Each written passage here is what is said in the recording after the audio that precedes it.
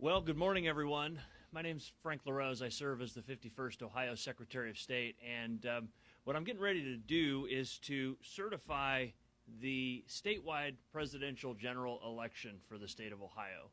Obviously, this is the culmination of a lot of hard work by really many tens of thousands of Ohioans who worked over the last year to make sure that this election was possible.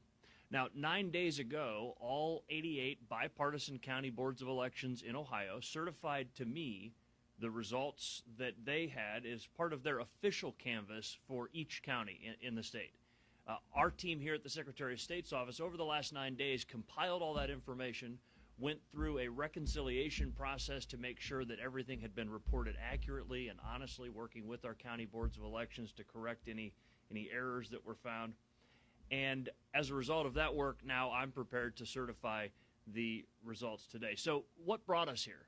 Well, as you all know, it's always a challenge to run a presidential election here in the state of Ohio. The world is always watching when the Buckeye State gets ready to make their voice heard. But that work got even more difficult in March when we all learned that we were going to be facing a very difficult scenario with the global pandemic.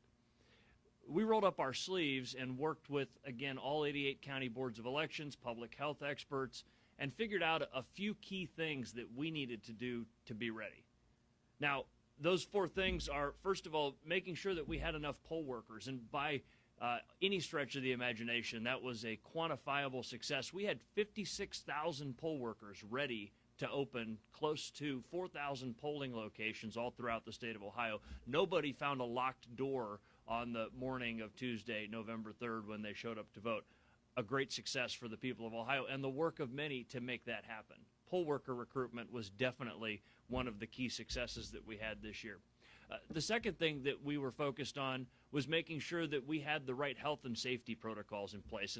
And this has never been something that elections officials had to worry about in the past. But we worked with the CDC and with the Ohio Department of Health and with our 88 county boards of elections. And midsummer, we put out a 61-point checklist. Maybe it's my military background, but I love checklists as a way to kind of organize a complex set of tasks. And so the boards of elections were given a 61-point checklist that they were required to follow. We were able to get massive quantities of PPE in the field so that every polling location and every early voting location was going to have enough supplies to make sure that they had what they needed. These supplies came from great Ohio companies that stepped up to the plate and donated. We were able to purchase even more with the federal CARES Act dollars that we received. And so the health and safety protocol in Ohio was second to none. In fact, in many ways, an example for the rest of the country to follow. And I was able to say to every Ohioan, if you feel comfortable going to the grocery store, you should feel comfortable coming to your polling location. And so the second of our four priorities was making sure that those health and safety protocols were in place, and they absolutely were. The third thing was combating disinformation.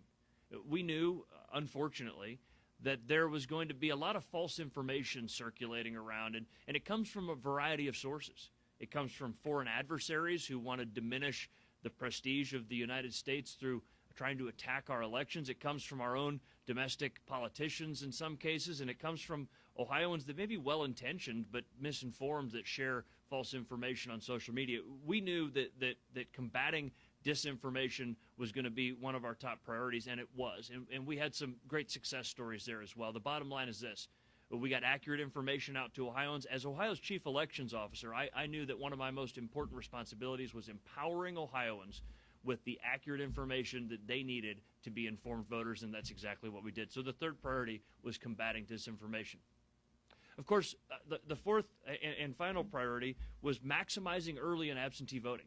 We knew that if we could encourage Ohioans to use our great set of choices, we have 4 weeks of early voting, 4 weeks of absentee voting, and then, of course, in-person Election Day voting. If we could encourage Ohioans to take advantage of those early and absentee voting opportunities, that would help take the pressure off of Election Day so that we wouldn't have lines and crowding, and at least could minimize that for Election Day. This was a huge success. Ohioans in record numbers participated in early and absentee voting. In fact, 3.4 million Ohioans cast their ballots before the polls ever opened on Election Day morning. So as a result of all of these things and the hard work of tens of thousands of dedicated bipartisan Ohioans, Ohio was ready.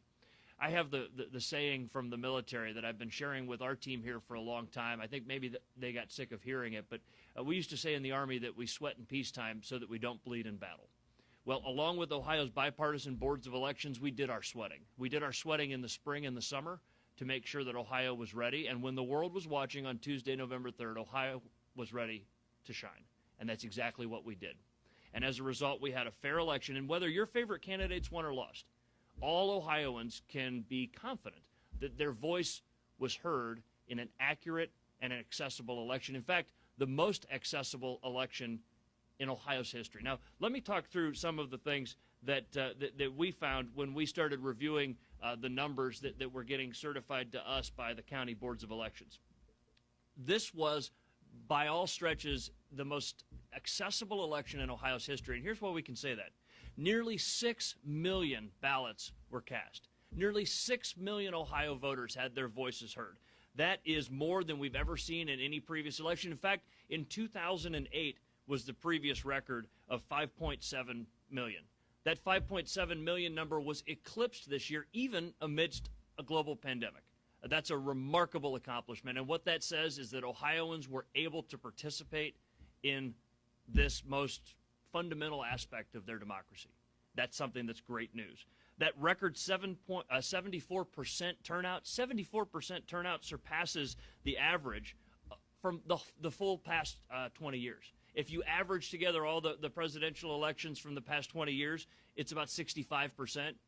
We're close to 10% above that in this election. Absolutely a remarkable thing. Every one of Ohio's 88 counties saw an increase over their 2016 participation rate. In fact, 8 counties in Ohio saw over 80% participation. That is nothing short of remarkable. 59% of all the votes cast in this election were through early and absentee voting. Now think about this. Before the polls ever opened on Tuesday morning, 59% of the ballots had already been cast through Ohio's secure and fair and accessible process of early and absentee voting. 4 years ago, by the way, that number was 33.5%. It's been nearly doubled. And that is a remarkable thing. And what it shows is that Ohioans enjoy the choices that they have. And that's something that we need to continue to consider for the future as we work with the General Assembly to make early and absentee voting even better. Among some of the best in the nation that we have here in Ohio, but we never rest on our laurels. Of course, we know that when people vote absentee, there is always a possibility of a error rate, people making mistakes when they fill out their absentee ballot. This is something that we were proactive about. We knew that this year we were going to see more absentee voting, more voting by mail than we'd ever seen. And that by necessity means that a lot of folks are going to be trying it for the first time. I think we all know when somebody tries something for the first time, the chances of making a mistake are much higher. So intuitively, you would have expected that with record numbers of Ohioans voting absentee for the first time, with that number of absentee voting doubling, you would expect that the error rate would go up. You would expect that more people doing it for the first time would result in more people making mistakes. Well, we anticipated that as well, and so we were proactive about that. We did a variety of things to try to make sure that Ohioans did not have their ballot rejected. One that we did that I'm very proud of is we redesigned the entire absentee mailing program. The pieces of paper that come in the mail to you, the envelope, the instruction form about how to fill out your absentee ballot. In fact, you'll hear this theme again. We turned it into a checklist. We took a bunch of legal jargon, which was what the form previously amounted to, and we made it much more intuitive and easy to understand for the average voter. We also worked with our boards of elections and required them to pick up the phone or get on their computers and either call or email the voter if a mistake was made. Now, of course, the voter still had to be mailed a form or they had to come to the Board of Elections to correct that mistake. But by just simply picking up the phone and calling the voter or sending an email to the voter, that gets that process started. And Ohioans that did make a mistake, maybe they forgot their signature, maybe they forgot to put their identification number, were able to cure that mistake. And by the way, they had weeks to do it because in Ohio, we immediately begin processing our absentee ballots as soon as they come in. Unlike some other states that wait until Election Day and don't even cut the envelopes open until Election Day, we started opening our absentee ballots, as Ohio law allows, way back on October 6th, and that gave Ohioans more time to correct their errors. But the bottom line was this. You would think that the rejection rate due to errors would have gone up, but we actually cut it in half. Now think about this. In 2012, the error rate from Ohioans filling out absentee ballots and putting mistakes on there and having their ballots rejected was 1.03%. Fully 1% of Ohioans that submitted their absentee ballots had them rejected because of errors in 2012. We got better in 2016. That number went down to 0.85%, still higher than we want to see. Now, this year, again, with record numbers of new first-time absentee voters, we cut that number again in half at 0.42. This is a remarkable accomplishment and something that I think all Ohioans should be proud of. And by the way, we saw a record return rate for absentee ballots as well. That means fewer Ohioans requested a ballot and then left it sitting on their kitchen table. 94% of the absentee ballots that were requested were returned, and that, again, is a record number for the state of Ohio. The bottom line is this.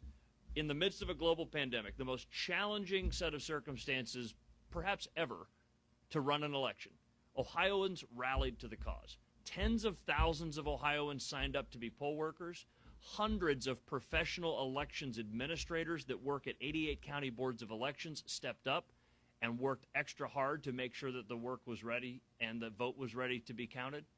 Ohio companies stepped up and donated personal protective equipment, even coffee in some examples, to county boards of elections to make sure that everybody had what they needed, and Ohioans participated in record numbers. And again, whether your favorite candidates won or lost, Ohioans can trust that this result was accurate and honest. That's our mission. That's what we do here at the Secretary of State's office, and that's what we do at 88 county boards of elections. Abraham Lincoln said that the election belongs to the people. It was true then, and it's just as true now. And so now, on behalf of the people of Ohio, I'm going to sign this document.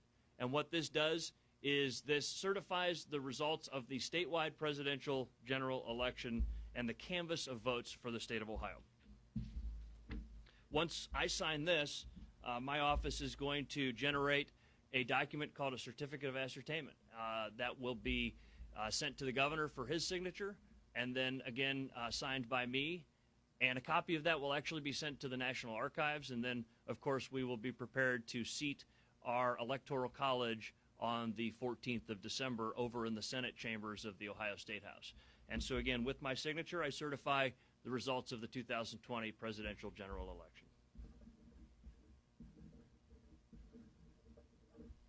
Congratulations, Ohio. You made your voice heard in a free and fair election throughout a very difficult circumstance. You are to be congratulated. The people of Ohio made this happen. God bless everyone. Take care.